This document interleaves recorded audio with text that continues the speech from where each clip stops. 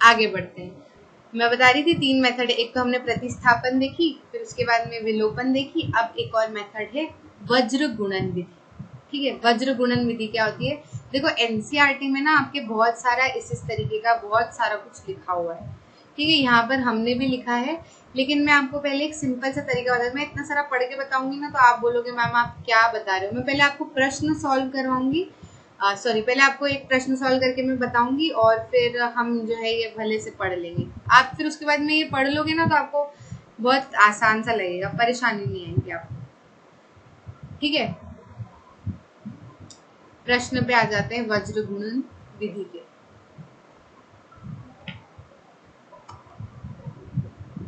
प्रश्न आ जा।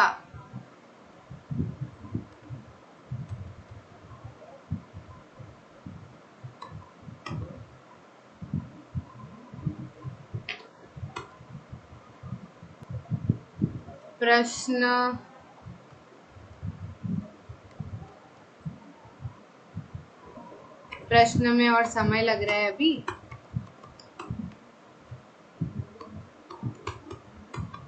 ये चरण हमको यहाँ पर दिए हुए हैं। देखो बहुत सारा लिखा हुआ है, एनसीईआरटी में भी ऐसे बहुत सारा लिखा हुआ है। हम क्या करते हैं, सीधे प्रश्न सॉल्व करते हैं।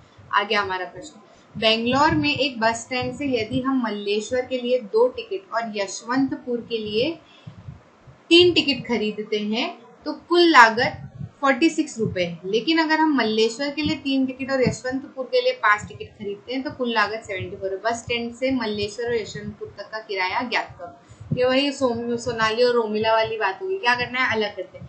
अगर हम बस स्टैंड से, बेंगलोर के बस स्टैंड से मल्लेश्वर के लिए 2 टिकट खरीदते हैं, ठीक है, और यशवंतपुर के लिए 3 टिकट खरीदते हैं तो कुल लागत कितनी लगती है, 46। लेकिन अगर हम मल्लेश्वर के लिए 3 टिकट खरीदते हैं और यशवंतपुर के लिए 5 टिकट खरीदते हैं तो कुल लागत कितनी होती है, 74। तो भैया मल्लेश्वर के लिए कुल टिकट 2 और यशवंतपुर के लिए 3 टिकट, ठीक है। तो 1 टिकट का पैसा देख लेते हैं हम। मल्लेश्वर के लिए 1 टिकट का पैसा मान लेते हैं हम। मल्लेश्वर टिकट पैसा कितना मान लेते हैं हम, किराया मतलब x रुपीज मान लेते हैं। और यशवंतपुर के लिए 1 टिकट का किराया मान लेते हैं हम y रुपीज, ठीक है। तो क्या बोल रहा है, मल्लेश्वर के लिए 2 टिकट, ठीक है, मल्लेश्वर के लिए 2 टिकट और यशवंतपुर के लिए 3 टिकट खरीदते हैं तो पैसा कितना लगता है, 46। वही तरीका है कॉमन सा, बस समझना आना चाहिए, ठीक है। मल्लेश्वर के लिए 3 टिकट और यशवंतपुर के लिए 5 टिकट, कितना कैसा लग रहा है, 7। बस इसको तो हमको सॉल्व करना आता है, कर लेते हैं सॉल्व। इन दोनों को बराबर कर लेते हैं, इसमें इन दोनों को कर लेते हैं बराबर। इसमें 3 और इसमें 5 है तो इसमें 5 का मल्टीप्लाई कर दो और इसमें कितने का, 3 का मल्टीप्लाई कर दो। तो क्या बन जाएगा, 5 का मल्टीप्लाई करा तो 10x, नहीं ये अगर हम इस तरीके से करते हैं तो क्या हो जाएगा, ये तो विलोपन सॉल्व हो जाएगा। हमको तो क्या करना है, ये वज्र गुणन वाले से करना है। तो वज्र गुणन वाले से क्या करते हैं हम, 2 इक्वेशन तो हम बना लेते हैं, फिर हम क्या करते हैं, ऐसे लिख देते हैं, x लिख लेते हैं बराबर y लिख लेते हैं बराबर 1 लिख लेते हैं, ठीक है। फिर हम क्या करते हैं, अगर हमको x के नीचे लिखना है ना तो x को हम छुपा लेते हैं, ठीक है। अभी मैं हाथ नहीं रख पा रही हूँ, बता रही हूँ। अगर क्या करना कि x पे ऐसे हाथ रख लेना, x वाले पूरे पे, और क्या करना, जो y के आगे और जो बराबर के आगे लिखे हैं उन दोनों को लिख लेना। y के आगे क्या लिखा है, 3 और 5 लिखा है, ठीक है, और बराबर के आगे क्या लिखा है, 46 और 74। अब क्या करना है, y के आगे लिखना है ना तो y को छुपा लो, y को छुपा लो तो क्या बचेंगे, 2 और 3 बचेंगे और 46 और 74 बचेंगे। 46 और 74 तो बचा हुआ है, 2 और 3 लिख लेते हैं। अब 1 के आगे 1 क्या है, अचर के लिए है, ठीक है। तो अचर के लिए 46 और 74 को छुपा लो तो क्या करेंगे, 2 और 3 बचा और 3 और 5 लिखना है। 2 और 3 तो लिखा हुआ है तो क्या करते हैं, 3 और 5 और लिखते हैं। अब हम क्या करते हैं, इनमें जो है ऐसा मल्टीप्लाई कर लेते हैं आपस में, ठीक है, आपस में इनके मल्टीप्लाई कर लेते हैं। कैसे मल्टीप्लाई कर लेते हैं, इसको लिख देते हैं x अपॉन में लिखते हैं 3 × 74 3 इंटू 74 लिखते हैं, आता है -222 प्लस 230, ठीक है, बराबर आता है y को क्या करते हैं, इसका इसमें मल्टीप्लाई करते हैं, 46 का 3 में मल्टीप्लाई करते हैं जी, तो क्या आता है -138, ठीक है, और 74 का 2 में मल्टीप्लाई करते हैं तो क्या आता है 148, ठीक है, बराबर 1 के नीचे क्या लिख लेंगे, 5 2 10, बीच में माइनस का साइन लगता है, ये याद रखना, ठीक है, यहाँ पर भी माइनस का साइन लगता है, लेकिन ये क्या हो जाता है, इसको इधर कर लेते हैं हम, ठीक है, 10 और माइनस ये कितना हो जाता है, 3 3 9, ठीक है, बस इसको सॉल्व कर लेते हैं, इसको लिख लेते हैं x अपॉन 230 में से 222 माइनस करा तो कितना बचा 8, ठीक है, बराबर y अपॉन कितना बचा -10 और इधर कितना बचा 1/1, ठीक है, बस ये हो गया। तो हम क्या करते हैं, एक बारी x/8 बराबर y/10 कर लेते हैं और एक बारी हम क्या कर लेते हैं, x/8, इसको लाइन खींच देती हूँ मैं यहाँ, x/8 बराबर 1/1 कर लेते हैं और एक बार y/-10 बराबर 1/1 कर लेते हैं, तो x की वैल्यू आ जाती है 8 और y की वैल्यू आ जाती है -10। -10 कैसे, ही किराया माइनस का थोड़ी होता है, ये क्या गड़बड़ करी 138, हाँ सॉरी, ये तो प्लस का ही 10 आएगा ना, प्लस का ही 10 आएगा, तो ये क्या हो जाएगा 10, ठीक है, आगे बात समझ में, तो इस तरीके से हम वज्र गुणन में निकाल लेते हैं। फिर क्या बोला है, P के कौन से मानों के लिए नीचे दिए गए समीकरण का अद्वितीय हल होता है, अद्वितीय हल हो जाए, वैसे ही हमको याद आ जाना चाहिए, अद्वितीय हल में A1/A2 जो है वो बराबर नहीं होता B1/B2 के, तो A1 क्या है 4, A2 क्या है 2, बराबर नहीं, B1 क्या है P, B2 क्या है 2, तो ये कितना हो जाएगा 8, इसको इधर ले गए मल्टीप्लाई कर दिया 8 और इसको इधर ले गए मल्टीप्लाई कर दिया 2, ठीक है, और ये क्या आ जाएगा, इसको 8/2 बराबर नहीं, बराबर जो है वो P के, तो 4 बराबर नहीं, ठीक है, तो P की वैल्यू सिर्फ 4 नहीं होनी चाहिए, बाकी कुछ भी हो सकती है, तो हल क्या आएगा अद्वितीय, ठीक है, आगे बढ़े।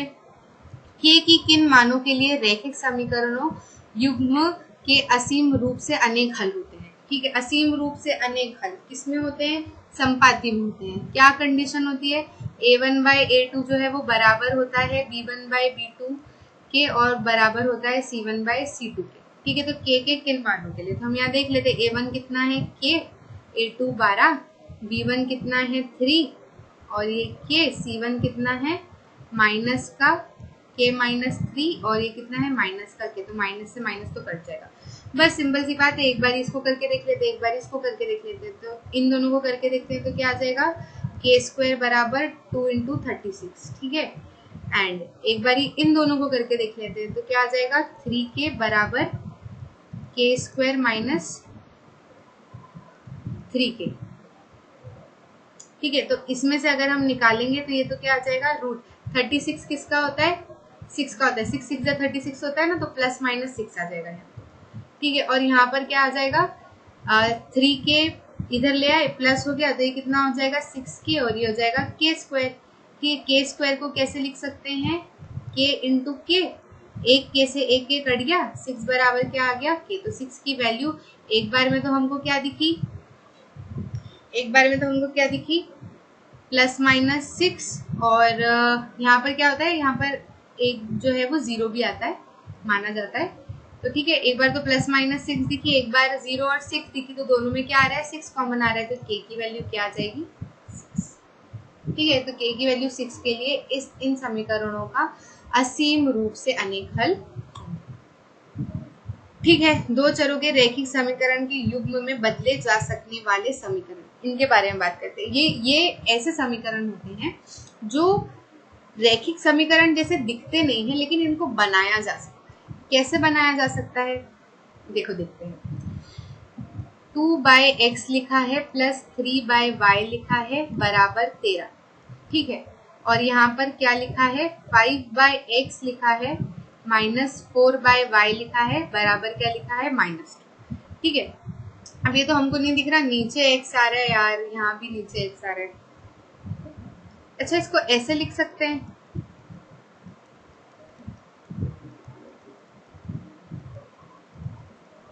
कोई दिक्कत?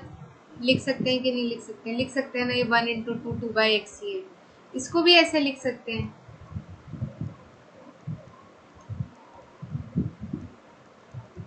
लिख सकते हैं कि नहीं लिख सकते? अब अगर मैं कहूँ कि 1/x को आप मान लो p, कोई भी मान लो, मुझे p अच्छा लगा मैंने p बोल दिया, और 1/y को मान लो आप q, ठीक है।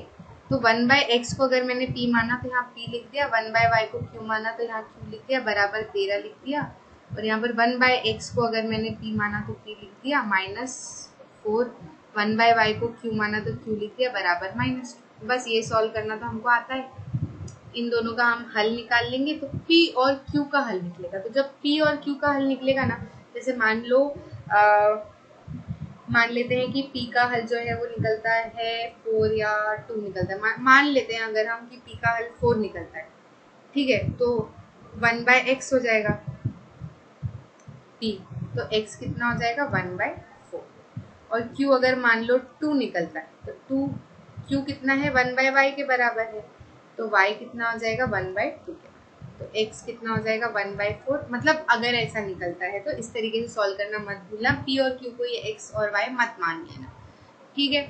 आगे बढ़े, इस तरीके से हम बना सकते हैं। सिमिलरली इसमें भी कर सकते हैं, मेरे साथ साथ में बोलते जाओ, अगर जिन लोगों को समझ में आ गया है तो वो तो मेरे साथ साथ में बोलते जाएंगे, ठीक है। इसको ऐसे, ये ऐसे लिखा हुआ है तो इसको हम क्या लिख सकते हैं 1/x - 1, सिंपल। इसको क्या लिख सकते हैं 1/y - 2, सिंपल। मैं बोल दूं 1/x - 1 को p मान लो और 1/y - 2 को q मान लो, तो इसको लिख सकते हैं 5p प्लस q बराबर 2। दूसरी इक्वेशन क्या है 6/x - 1 माइनस 3/y - 2 बराबर कितना है 1। तो हमने क्या माना, इसको लिख सकते हैं हम ऐसे, बिल्कुल लिख सकते हैं, बिल्कुल लिख सकते हैं। 1/x को हमने क्या माना, यहाँ लाइन खींच देते हैं, 1/x को हमने क्या माना p, और 1/y को हमने क्या माना q। तो ये हमारी पहली इक्वेशन हो गई, हमारी दूसरी इक्वेशन हो गई।